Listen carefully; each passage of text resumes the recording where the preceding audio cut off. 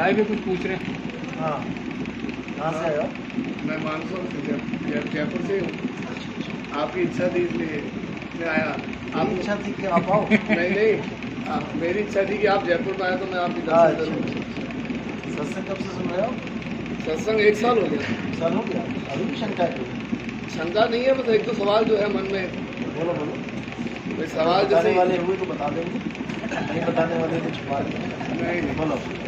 सवाल तो ऐसा कुछ नहीं है। जैसे आप कहते हैं कि ना भाई साकार भी हम है। मैंने कब कहा साकार हो?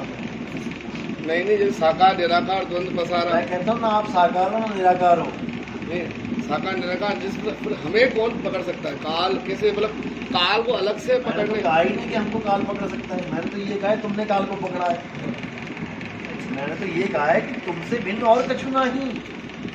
जब तुमसे भिन्न कोई कुछ है नहीं, तुम्हें कौन पकड़ेगा? नलनी के सुगना तो कौन पकड़ी? आपने सत्संग सुने नहीं? इसका मतलब ध्यान से सत्संग सुना है, लेकिन मैंने मतलब कब कहा कि आपको काल पकड़ देगा? ऐसे तो आपने बोला है कि भाई पकड़ नहीं सकता कोई। फिर काल भगवान जैसे फिर हम अपने रास्ते पे, काल भगवान लास्ट पे अंत समय में कैसे मतलब हमें डराएगा, क्या करेगा? आप ये बताओ, सपने में कोई डराता है आपको? डर के उठते हो? हाँ, कभी कभी उठते हैं। उठते हो ना? कौन डराता है?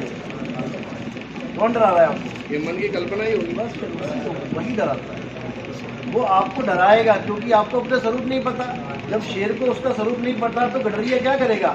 जैसे भेड़ के मार रहा था वैसे 2 शेर के भी लगा देगा।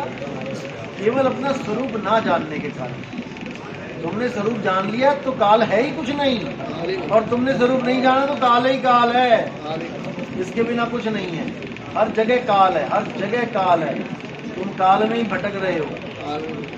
देव निरंजन सकल शरीरा तामे, तामे यानी उसमें, किसमें?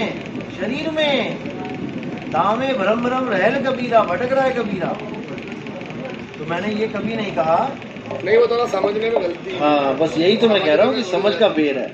हमारे सत्संग लोग सुनते हैं लेकिन गहराई से समझ नहीं पाते। एक एक चीज अगर गहराई से समझ लेना तो कोई सवाल नाम की जो चिड़िया है ना, वो उनके पास रहेगी नहीं, उड़ जाएगी वो। लेकिन ज्ञान ही ऐसा है ना, परफेक्ट नहीं। जैसे जब तक हाँ, भेद ये मालूम ज्ञान नहीं चले, अटपट है ना। ज्ञान ऐसे समझ में नहीं आता है। अटपट ज्ञान कबीर का झटपट लखा न जाए, और जो इसको झटपट लखे सो सब खटपट मिट जाए। झटपट कौन लखेगा? विवेकी। जिसका विवेक जाग रहा है ना, वो झटपट लगता चला जाएगा, क्योंकि उसके काम की चीज मिल रही है।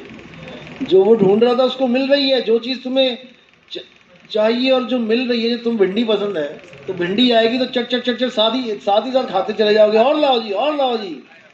और तुम्हें करेला पसंद नहीं है तो उसके टुकड़े छोटे छोटे करके साइड में रखते जाओगे, यार कौन खाए इसे।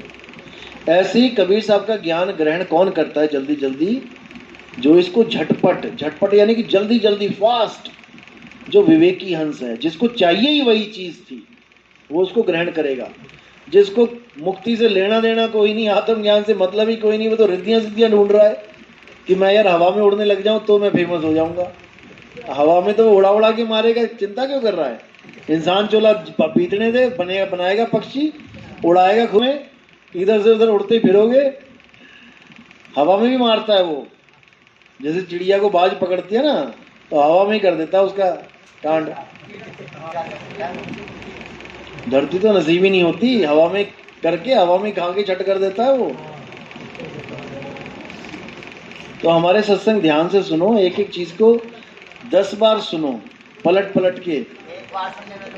नहीं आती समझ में, एक बार में नहीं समझ में आती। गहराई वाली है ना, हाँ, बहुत ज्यादा गहराई है। इसलिए मैंने ये चैप्टर वाइज, जैसे गीता के 18 चैप्टर है ना, 1 नंबर से शुरू करो, ऐसे मैंने इसीलिए नंबर लिख दिए। नहीं तो जल्दी आपको किसी भी सत्संग में, किसी भी संत महात्मा के सत्संग में नंबर नहीं आएंगे।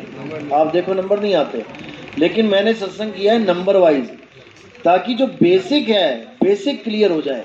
चाहे कोई अनपढ़ बंदा है, बिल्कुल अनपढ़, अगर उसने 1 नंबर से सुनना शुरू कर दिया ना, वो ऐसा विवेकी हो जाएगा कि वो थोड़े दिन में कहेगा ले आ जेड़ा बाबा लाना है सामने मेरे।